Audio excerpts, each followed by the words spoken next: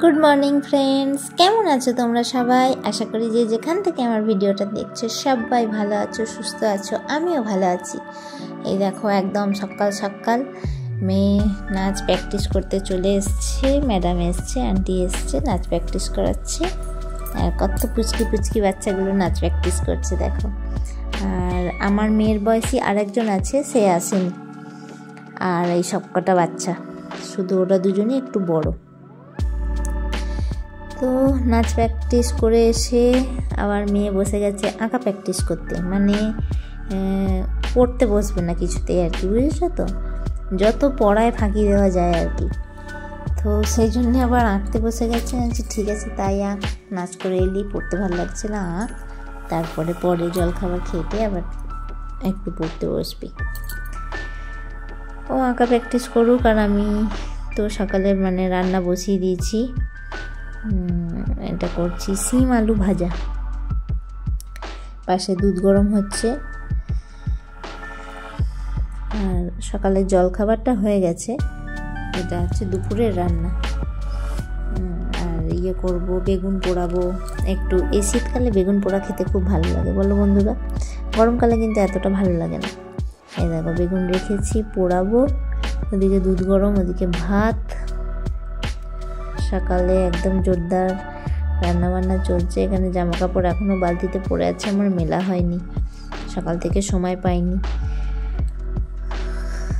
চলো প্রত্যেক দিনের মতো আবারও তোমাদের সাথে রান্না করতে করতে একটু গল্প শেয়ার করি, কথা দুটো আমার মনের কথা শেয়ার করি তোমাদের সাথে।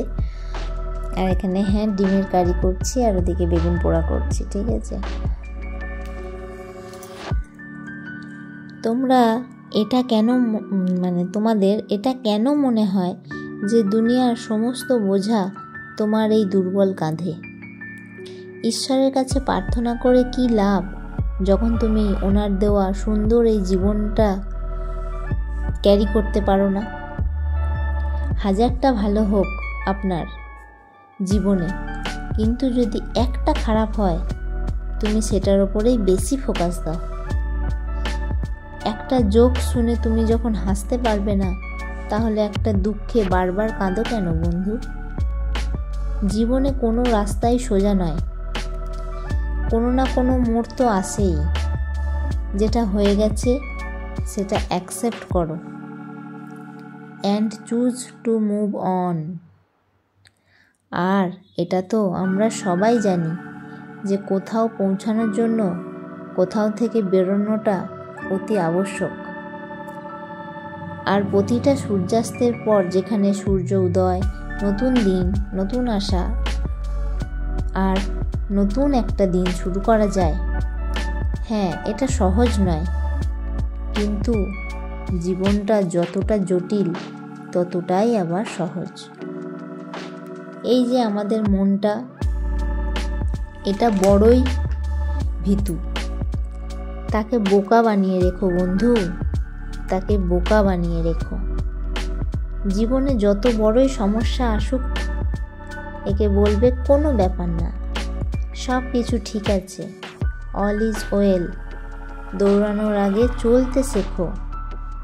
ভাগ্য নিয়ে বেশি চিন্তা করো না, শুধু জীবনটাকে উপভোগ করো। কটা দিনই বা বাঁচবো, যে কটা দিন থাকবো ভালো করে সুখে, আনন্দে, হাসি কান্নায়, এইভাবে যাতে জীবনটা কেটে যেতে পারে। জীবনটাকে উপভোগ করো। একটু সুখের জন্য মানুষ সব কিছু করতে পারে, সেই সুখটাকে খুঁজে নাও। তো বন্ধুরা, এই দেখো এদিকে আমি করছি ডিমের কারি, আর ওদিকে আমার বেগুন পোড়া হয়ে গেছে। তো বন্ধুরা, তোমাদেরকে প্রত্যেক দিনকার মতো একই কথা, কে কোথা থেকে আমার ভিডিওটা দেখছো অবশ্যই আমাকে জানিও, কারণ তোমাদের কমেন্ট আমার পড়তে খুব ভালো লাগে। আর তোমাদের ছোট ছোট কমেন্ট আমাকে খুব উৎসাহ দেয় ভিডিও বানাবার। তো তোমাদের কমেন্ট সত্যি পড়তে খুব ভালো লাগে। আর যারা এখনও পর্যন্ত একটা লাইক দিতে ভুলে গেছো, প্লিজ একটা লাইক দিয়ে দিও। আর আমার চ্যানেলে যদি নতুন বন্ধু হয়ে থাকো, প্লিজ আমার চ্যানেলটাকে সাবস্ক্রাইব করে আমার পাশে থেকো আর বেল আইকনটা প্রেস করে রেখো, যাতে আমি কোনো ভিডিও ছাড়লে সাথে সাথে তোমার কাছে নোটিফিকেশানটা পৌঁছে যায়।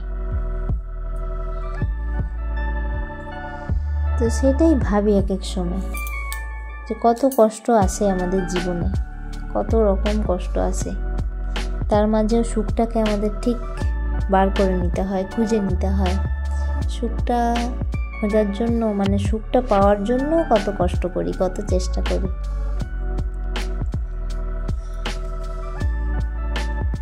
দেখা যাক সেই কষ্টের পর সেই সুখ আসে কিনা, পাই কিনা।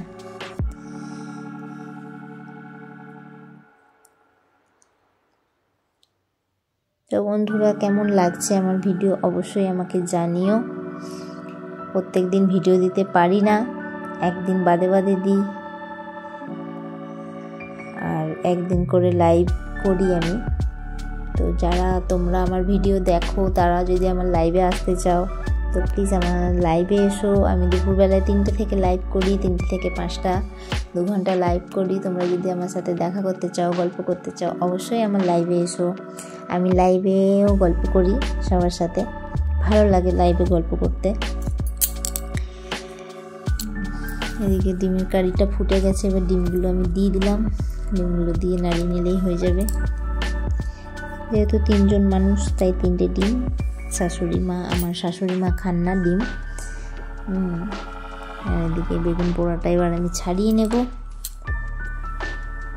বেগুন পোড়া খেতে তো খুব ভালো লাগে, কিন্তু এই ছাড়ানো, মাখানো, মানে মাখানোটা তো অত ব্যাপার না, কিন্তু পোড়ানো, ছাড়ানোটা আমার খুব বিরক্ত লাগে, ভালো লাগে না।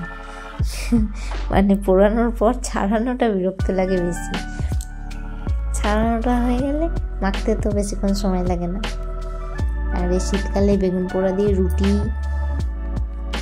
এখানে এসে এরা দেখি বেগুন পোড়া দিয়ে ভাত খায় আমার শ্বশুরবাড়ির লোকেরা। আর আমরা কোনোদিনও বেগুন পোড়া দিয়ে ভাত খাইনি। আমরা বাপের বাড়িতে আমরা বেগুন পোড়া দিয়ে রুটি খাই।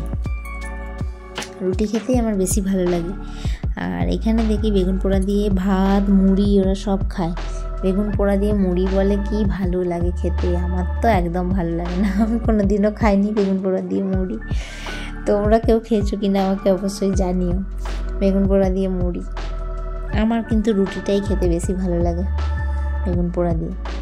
আর সব থেকে বড় মানে দুঃখের কথা কি জানো, আজকে শনিবার, যেহেতু শনি মঙ্গলবারে এখানে বেশিরভাগ বেগুন পোড়ায়, তো আজকে শনিবার, আজকে তো পেঁয়াজ খেতে পারবো না, সেই জন্য মানে পেঁয়াজ দিইনি। যদিও তোমরা দেখলে আমি ডিম রান্না করেছি, ডিমে পেঁয়াজ দিয়েছি, কিন্তু এটা যেহেতু শাশুড়ি খাবে, বেগুন পোড়াটা তো শাশুড়ি খাবে, তো পেঁয়াজ দিতে পারলাম না ওই জন্য। আর ওই শুধু লঙ্কা, নুন, তেল দিয়ে মাখলাম। পেঁয়াজ না দিলে ভালো লাগে না খেতে, কিন্তু কী আর করা যাবে, কিছু কিছু তো মেনে নিতেই হয় আর কি। এবার শাশুড়ি মাটা হয়তো তুলে রেখে আমাদেরটাই পেঁয়াজ দিতে পারতাম, কিন্তু আর অত আমি ঝামেলা করিনি, ওই মাখিয়ে দিয়েছি, ওই খেয়ে নিলাম। যেহেতু ডিমের কারিটা ছিল ওই জন্য অসুবিধা হয়নি খেতে। তো এরপরে দেখো, আর বেগুন পোড়ার পরে গ্যাস খুব নোংরা হয়ে যায়। এই গ্যাসে পোড়ানো হলে খুব মুশকিল। তোমার মানে কাঠে বা উনুনে যদি এসবগুলো হয় না বেগুন পোড়া, ওটা বেশি টেস্টও হয় খেতে, আর মানে ভালো লাগে, স্বাদটাও ভালো হয়। গ্যাসের পোড়ানোটা ঠিক অত ভালো লাগে না। তো এই দেখো বন্ধুরা, হয়ে গেল আমার রান্না, গ্যাস ট্যাস মোছা হয়ে গেল। এদিকে এত বাসন আছে, এবার বাসনগুলো মাজবো। বাসনগুলো মেজে ধুয়ে, রান্নার পরও কত কাজ থাকে, কত বাসন। কাজের মাসি আছে, কিন্তু তাও এত বাসন তো মাজবে না। প্রেসার কুকার ভালো করে ধোয় না, মাজতে চায় না। তো ওই জন্য এগুলো সব আমি মেজে রাখি। টুকটাক ছোট ছোট বাসন যা হয়, চামচ, ছোট ছোট বাটি যা হয়, সব এগুলো আমি মেজে ধুয়ে রাখি। ওনাকে শুধু দুপুরবেলা মানে খাওয়ার থালা বাসনটাই দেওয়া হয় আর কি, আর রান্না করার হাঁড়ি কড়াই এগুলো ধোয়। তো ওইটা রান্না হয়ে যাওয়ার পর একটু ঘরে ঝুলটাও ঝেড়ে নিচ্ছি, এগুলো তো করতে হবে রান্নার ফাঁকে ফাঁকে, এগুলোও করি। তা নাহলে তো এই কাজগুলো আর কখন করবা, সকালের দিকে করতে গেলে না তখন রান্না দেরি হয়ে যায়, ওই জন্য রান্নার ফাঁকে ফাঁকে করি।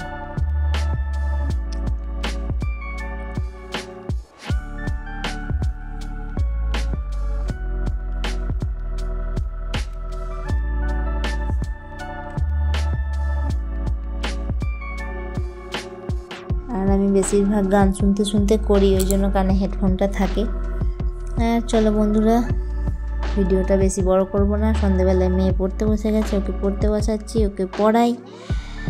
এবার ওর পেছনে একটু সময় দিতে হবে। তো আমার ভিডিওটা এখানেই শেষ করলাম। ভিডিওটা পুরোটা দেখার জন্য অনেক অনেক ভালোবাসা।